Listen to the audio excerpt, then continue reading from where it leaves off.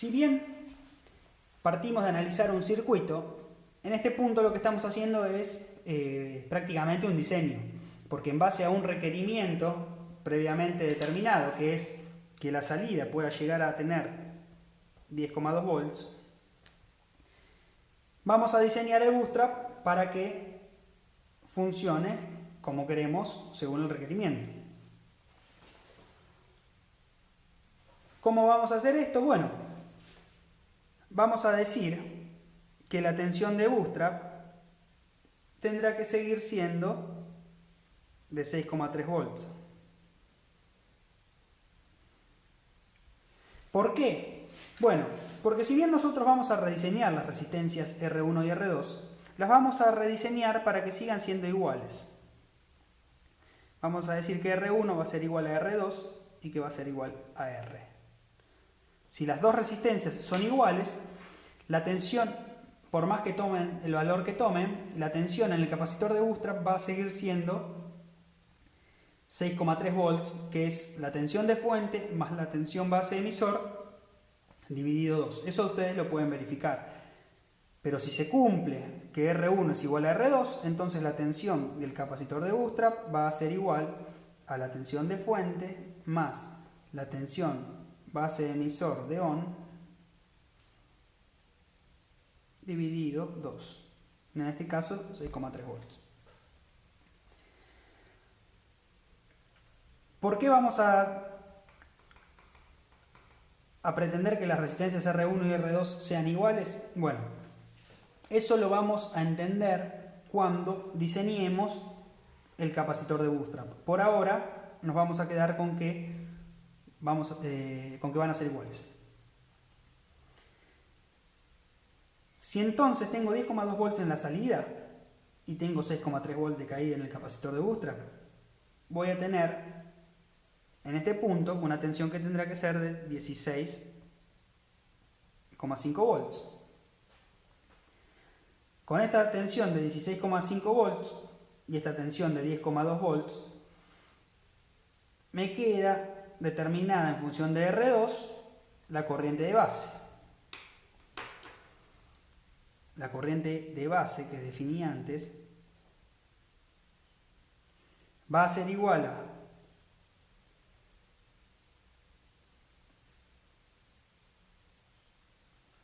la tensión de este punto menos la tensión de este punto dividido la resistencia R2. La tensión de este punto es 16,5 volts.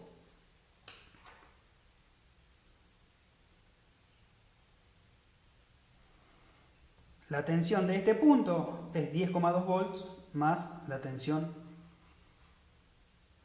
base emisor de saturación, ¿no es cierto? Porque estamos en el punto en que el transistor Q1 está conduciendo mucho. Entonces, 10,2 más 0,8 me da 11 volts. Dividido la resistencia R2, que yo llamé R, al igual que R1. Por otro lado, la resistencia, la corriente de carga, la corriente por la carga, ya está determinada porque justamente la tensión de salida es 10,2 volts, así que la corriente por la carga será 10,2 volts sobre los 8 ohms de la resistencia de carga. La corriente I1 que circula en este sentido será igual a los 16,5 volts del nodo este menos los 12 volts de la tensión de fuente, eso me da 4,5 volts, dividido la resistencia R1 a la que yo voy a llamar, o llamé R. Y la corriente del bootstrap está todavía indeterminada. Para rediseñar el bootstrap, entonces, el análisis que voy a hacer es análogo al que hice antes. Voy a plantear los dos nodos. A este nodo aporta corriente solamente el capacitor de bootstrap. Y la corriente que aporta el capacitor de bootstrap se divide por un lado hacia R1, que es 4,5 volts sobre R, la corriente, y por otro lado hacia la base, donde ya vemos que la corriente es 5,5 volts sobre R.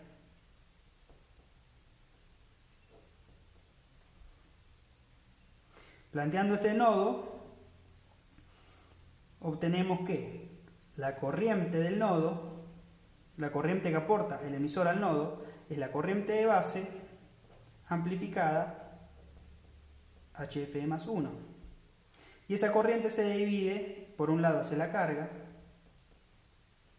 10,2 volts sobre la resistencia de carga, y por otro lado hacia el bootstrap.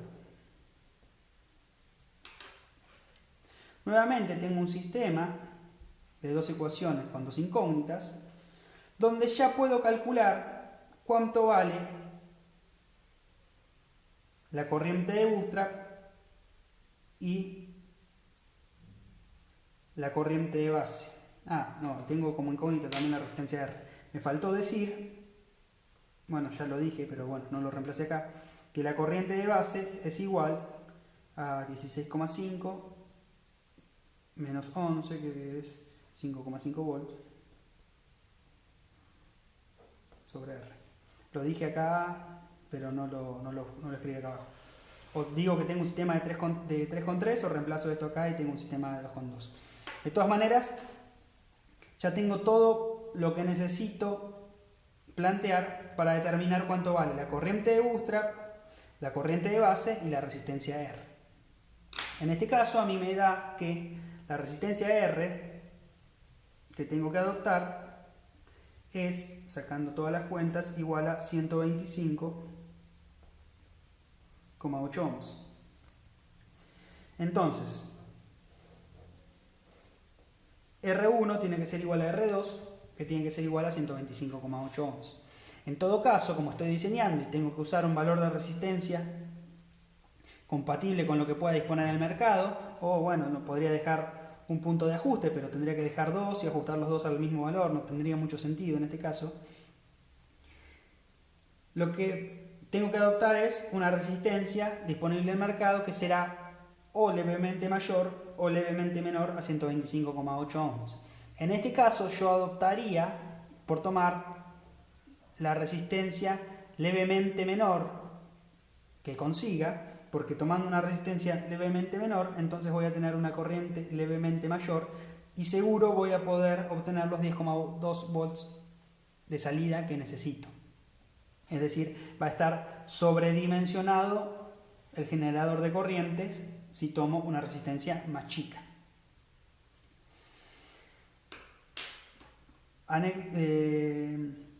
Como una anécdota les puedo comentar cuántos son los valores del resto de las corrientes. En este caso, la corriente de la carga es de 1,016 amperes. La corriente del bootstrap es de 49,55 miliamperes.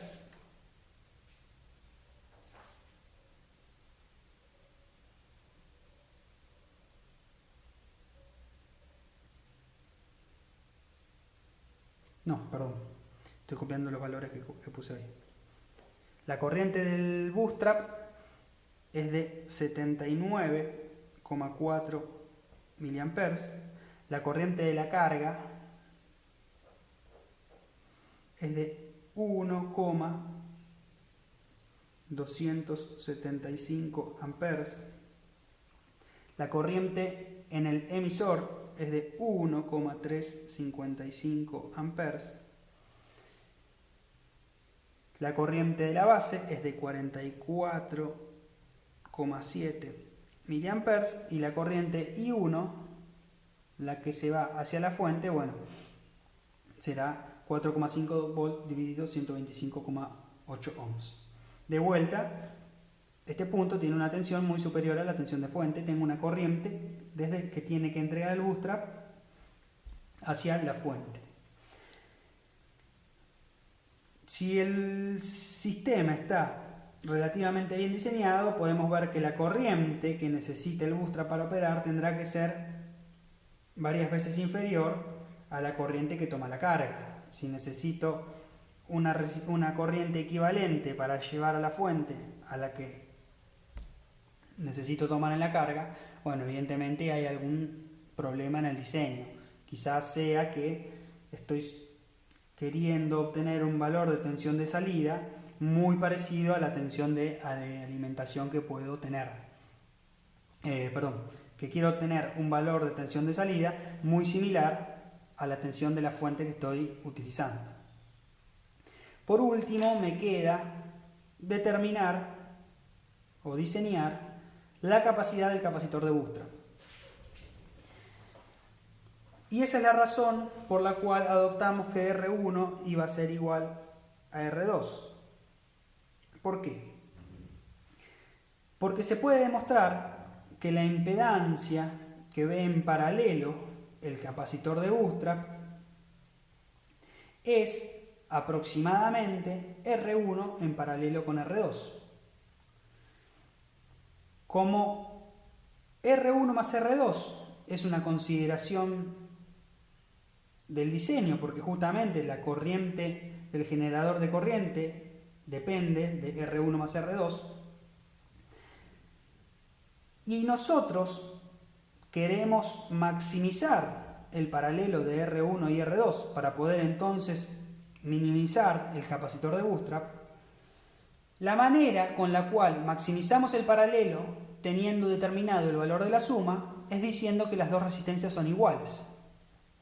Es decir, que el máximo valor que voy a poder tener para R1 en paralelo con R2, R1 en paralelo con R2 máximo, ya teniendo determinado el valor de R1 más R2, se da cuando R1 es igual a R2. En ese caso, R1 en paralelo con R2 será igual a R1 sobre 2 o R2 sobre 2 es lo mismo. Es decir, que tenemos que diseñar el capacitor de Bootstrap para que se comporte como un cortocircuito frente a una resistencia de 125,8 ohms dividido 2. Es decir, que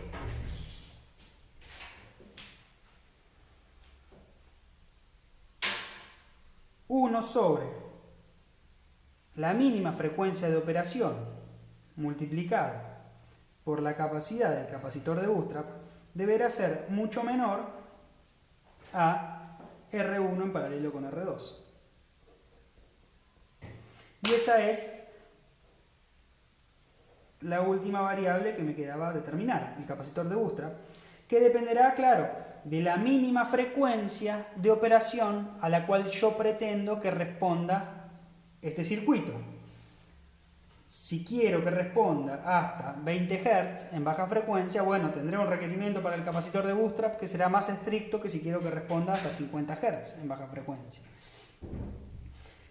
Es importante que R1 en paralelo con R2 sea lo mayor posible, porque el valor del capacitor de Bootstrap en general me da alto, va a ser un capacitor grande. Entonces, el costo del capacitor y el tamaño del capacitor van a ser determinantes en el diseño del circuito.